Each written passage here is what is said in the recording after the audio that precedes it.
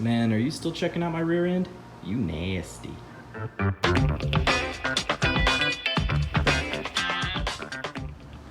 Howdy folks, welcome to episode 14, where I take this old rusted cantankerous axle and turn it into a perfectly operational drift specimen. Let's get right into it.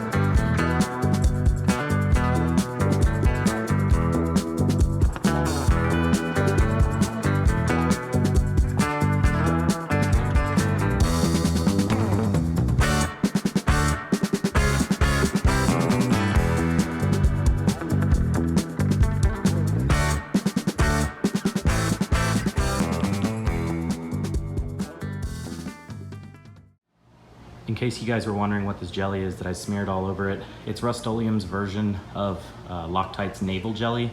It's essentially phosphoric acid suspended in a jelly type solution. Allows it to cling to vertical surfaces and stuff like that. So it's not a rust inhibitor, it's not a rust converter, so it doesn't convert to zinc afterwards. It just attacks the oxidation layer, and basically the phosphoric acid destroys the oxide. So just in case you were curious, I have to wait about 15 to 20 minutes, then I rinse it off with clean water and then dry it really well, and then wait until it's completely dry, and then I can epoxy it.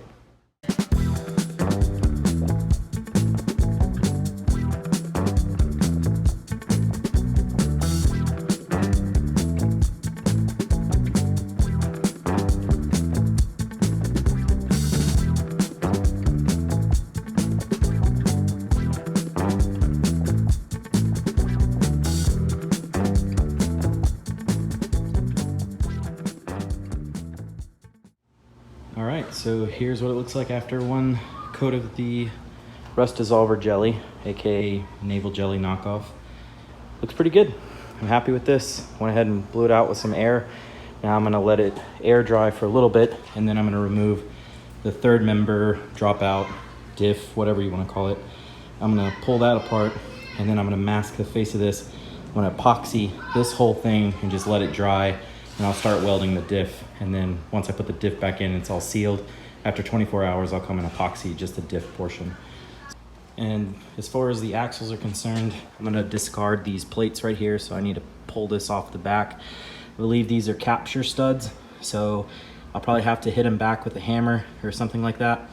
I'm gonna remove all of the drum hardware and all of that stuff, clean up the faces of the axles, clean up the threads on the studs, and then once this is gone and all this stuff's gone, put it all back together, put the Bibani dual caliper brackets on, and go from there.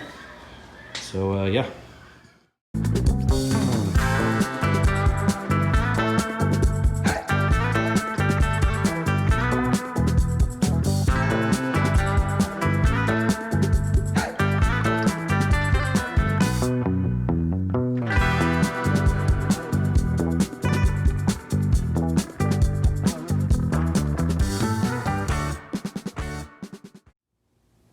All right guys, so I just got done laying the epoxy down. I'm pretty happy with it. I do need to clean some of the stuff off the face before I made up the third member, but overall, it's okay. Obviously there's some pitting and scaling from before, but as I've said in previous videos, it's a race truck. It's not a show truck. I don't want this thing to take 5 years to complete. I'm kind of wanting to get this thing done in the next few months. I'm kind of learning to let things slide a little bit. I don't know, I guess you could call it therapy for me, because my OCD right now wants to rip this whole entire thing apart and recoat it, but alas, I'm not gonna do that. It's protected, it's serving its purpose. There's still a few spots that I'm gonna have to grind away anyways, because I still have to weld the brackets on for the coilovers, the 4-link, everything else, but yeah, I just need to learn to let some things be. This looks 100 times better than it did before, so I'm gonna be happy with it. Now, before I start the time lapse for welding this diff up, I kind of wanted to go through the process because a lot of times the time lapse is too quick. You won't catch some of the crucial stuff that I'm doing and some of the little tricks that I have. So the way I weld diffs is I get them extremely clean, okay? Either using acetone or non-chlorinated brake cleaner. Now, that is a really important distinction. The reason being is that there are some chlorinated brake cleaners out there that have a chemical in them, and I believe it's called tetrachloroethylene or ethanol. No, I think it's ethylene. So it's like tetrachloroethylene. And what happens is when it dries, it leaves a residue. And that residue, when it's exposed to extreme heat, such as MIG or TIG, it emits a phosphine gas. And it's extraordinarily dangerous to human beings. So too much of it can actually kill you. That's not a joke. So I don't want anybody getting hurt out there. I think the only can of that stuff that I've ever seen is a CRC Brake Clean red can, the chlorinated kind, the ultra strength or whatever. That's the only stuff that I've ever seen with the tetrachloroethylene in it. I use this stuff. It doesn't have it. It has like xylene, toluene, and some other things, but it doesn't have that other crap in there. So just food for thought. I mean, I don't know if this is 100% safe either, so just kind of take whatever precautions you want. I mean, educate me in the comments if you have something else. But anyways, I get this thing incredibly clean first. And then what I do is I turn up the heat on my MIG setup and I preheat. So I pull my MAP gas torch and I preheat the area so I have that heat affected zone all dialed in right up in there. And then I put a nice bead from here all the way to there on the planetary gear to the carrier cage inside. Then I do the same thing right here. And then I weld all four corners. I want it hot enough to where I'm actually melting the teeth as well. I want good penetration. Then I rotate the third member around to where the carrier flips upside down.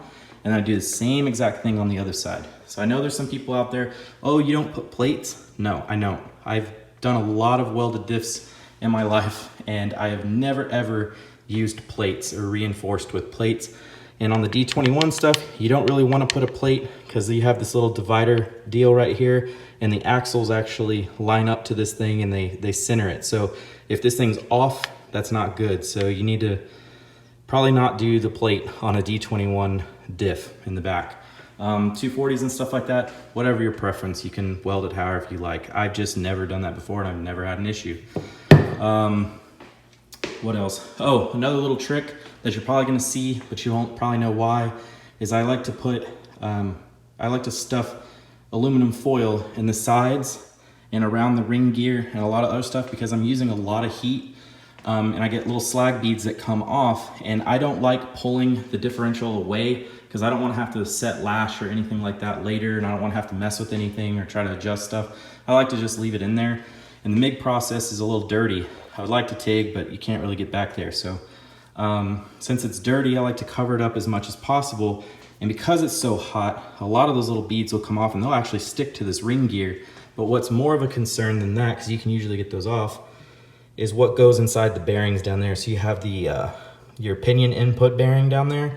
You definitely do not want metal shavings or metal beads in there of any kind.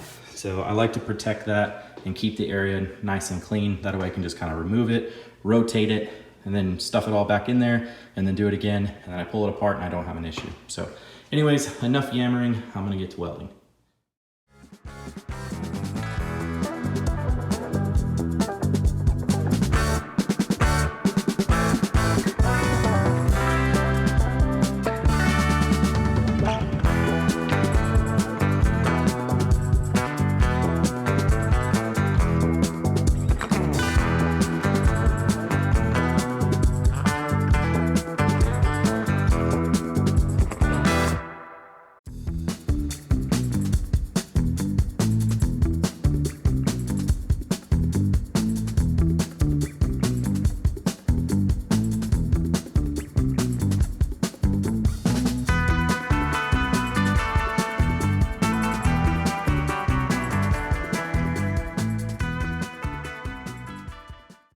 All right, so I just finished welding. Everything looks really good.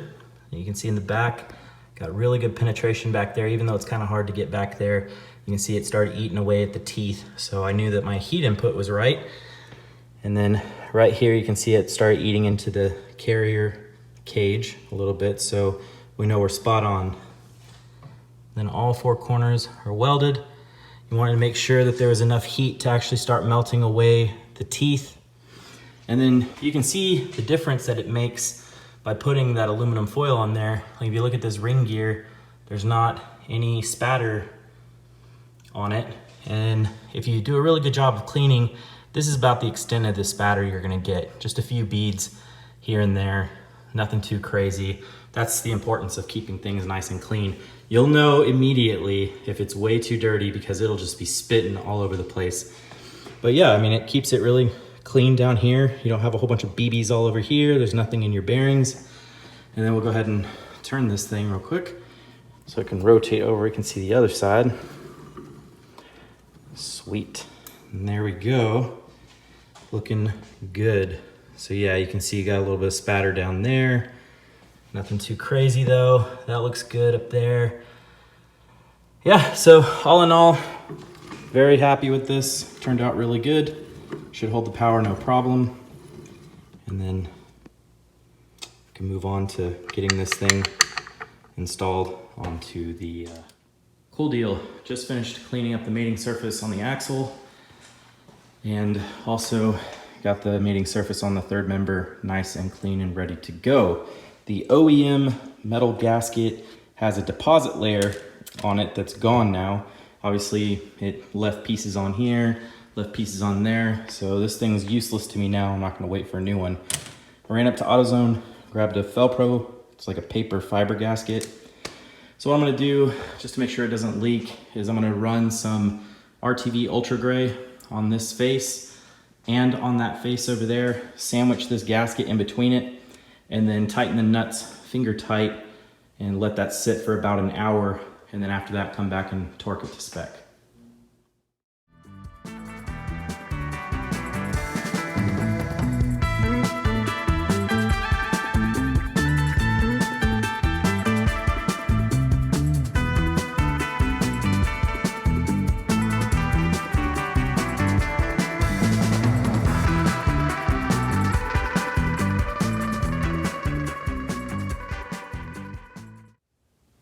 Okay, cool. It's been an hour. I'm gonna go ahead and torque these down. The factory service manual says these are between 12 and 18 foot-pounds. I don't have a torque wrench that goes that low, so I'm just gonna use my best judgment with the ratchet. You'll have to take my word for it. So once this cures up, probably sometime tomorrow, I'll finish epoxying the front side of this third member, get all this stuff masked up. I'm gonna go ahead and call it for episode 14 and just call it maybe the welded diff episode. I don't really know. I don't know how much footage I have, but I feel like I'm already creeping up over like 13, 14 minutes on this episode, and I still haven't pulled these calipers apart, rebuilt them, powder coated them, and I still have a lot of stuff to do with these axles. So I guess that'll be episode 15, and then I'll have to move mounting the cab to episode 16. I really hate doing that, but I also don't want like 20-minute videos. That's excessive. Or 25-minute videos. It also takes a really long time to upload that stuff to YouTube, and I'm just praying that nothing happens with the connection while it's uploading, because I mean, sometimes at 4K, there could be 90 to 100 gigs of video. So it takes a while to upload, even though I have pretty decent internet. So, you know, anyway, I have my reasons. So I'm gonna go ahead and cut it here, guys. I'll catch you on the next one. Cheers.